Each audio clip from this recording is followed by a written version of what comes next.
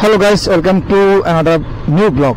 আজকে আমি যাচ্ছি চট্টগ্রামের খুলশি যে আবাসিক এরিয়া রয়েছে সেই আবাসিক এরিয়া যাব। সেখানে আপনার সাথে শেয়ার করব আবাসিক এরিয়ার কি কি প্রতিষ্ঠান সেখানে রয়েছে এবং সেই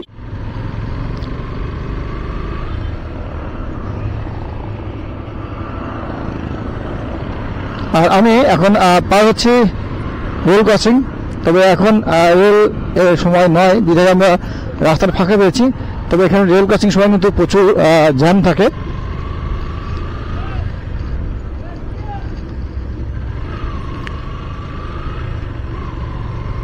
Pahartali girls school and college ডান পাশে।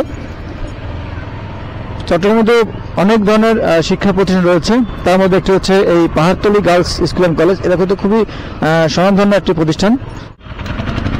বিশেষ করে সিএনজিরা কিন্তু তারা এলোমেলো করে গাড়ি চালানোর কারণে জ্যামটা বেশি থাকে।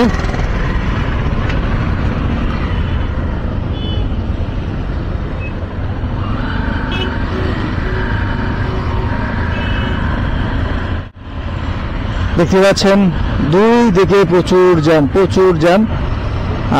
চলে এসেছে প্রায়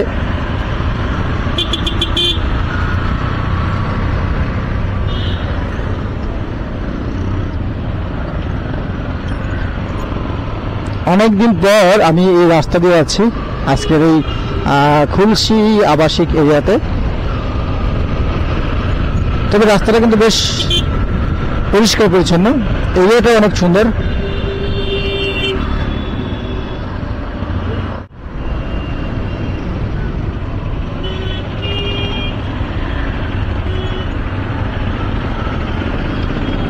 রেল ক্রসিং পার হচ্ছি খুলশি যাওয়ার আগে।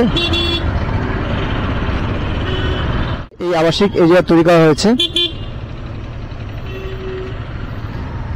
খুলশি দেখতে পাচ্ছেন এখানে অনেক বড় বড় কিছু শপিং মল রয়েছে। যেমন খুলশি টাউন সেন্টার। আমি এখন দাঁড়িয়ে আছি খুলশি টাউন সেন্টারের সামনে, যদিও এটা বন্ধ আছে কারণ যেহেতু ঈদের ছুটির কারণে কিন্তু এই খুলশি টাউন যে সেন্টারটা এটা কিন্তু এখন বন্ধ রয়েছে। দেখতে পাচ্ছেন ঢুকবো, অর্থাৎ খুলশি আবাসিক যে এরিয়াতে ঢুকবো। চলুন আমাদের সঙ্গে থাকুন, দেখতে থাকুন।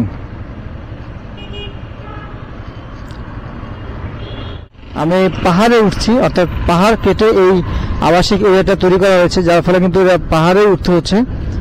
তবে এখানকার পরিবেশটা কিন্তু সত্যি আমাকে খুব মুগ্ধ করে। আমি এখানে অনেকবার এসেছি, তাই ভাবছি আপনার সাথে শেয়ার করি এই খুলশি আবাসিক এরিয়ার যে সৌন্দর্যটা। আপনি দেখতে পাচ্ছেন আমি কিন্তু পাহাড়ের দিকে উঠছি, অর্থাৎ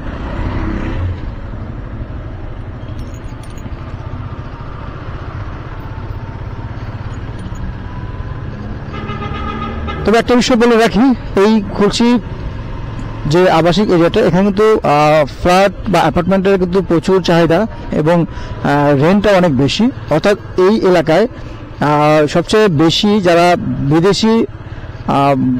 বিদেশি যারা বায়াত থাকে বা বিভিন্ন কোম্পানির যারা চাকরি করেন তারা কিন্তু এই খুলশি রেসিডেন্সিয়াল এরিয়া থেকে তারা কিন্তু এসে বসবাস করে থাকেন। অর্থাৎ এখানে খুব এক্সপেন্সিভ। দেখতে পাচ্ছেন কত সুন্দর সুন্দর বাসা এখানে রয়েছে। পাহাড়ে উঠছি, আর এই পাহাড় কেটে কিন্তু এই আবাসিক এরিয়া তৈরি করা হয়েছে, যার ফলে কিন্তু এই আবাসিক এরিয়ার চাহিদা সবচেয়ে বেশি।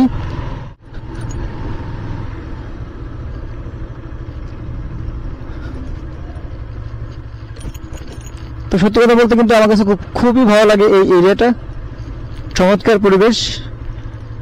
আর এখানে যেটা বলছিলাম যে সবচেয়ে বিদেশি যারা ফরেনার তারা কিন্তু এই আবাসিক এলাকাটা বেশি পছন্দ করে থাকেন, কারণ এখানে কখনো বন্যার পানি বা বর্ষার পানি তাদেরকে স্পর্শ করতে পারে না এবং এখানকার পরিবেশটা যথেষ্ট পরিমাণ সিকিউর।